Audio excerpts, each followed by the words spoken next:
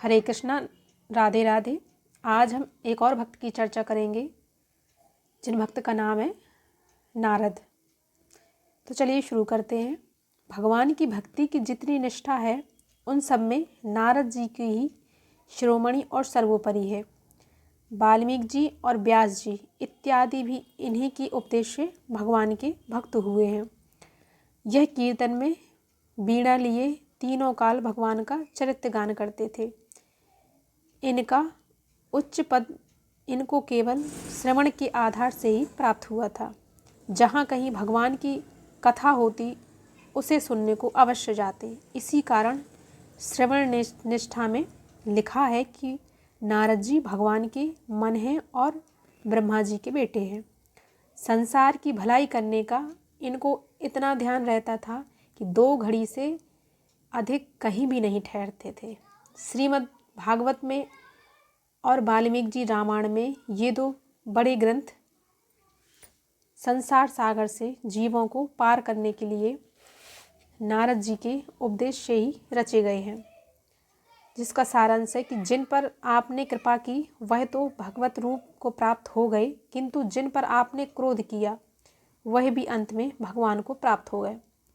जैसे प्रहलाद, ध्रुव, दक्ष के 60,000 पुत्र, प्रजापति आदि हजारों लाखों के हुए, किंतु आपकी कृपा से सभी भगवत प्राप्ति को प्राप्त हुए।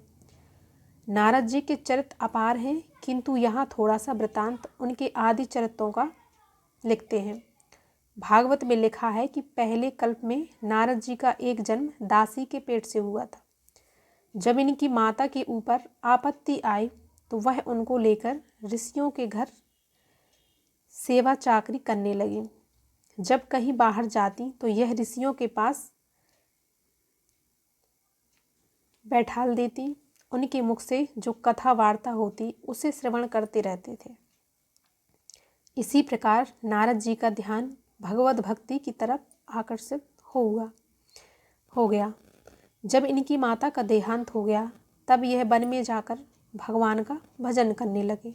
भजन करते करते इनके हृदय में भगवान का रूप एक बार प्रकाशित होकर फिर अंतर्ध्यान हो गया। इस कारण वे बड़े व्याकुल हुए, किंतु और भी दृढ़ विश्वास से भगवान के भजन में लगे रहे। और अंत में इस कल्प में आप ब्रह्मा जी के ऐसे पुत्र हुए कि स्वयं ब्रह्मा जी आपकी महिमा वर्णन करने में असमर्थ हैं, और मनुष्यों की तो सामर्थ्य क्या है। तो यहाँ पे नारद जी के बारे में कुछ थोड़ा सा बताया गया है। राधे राधे।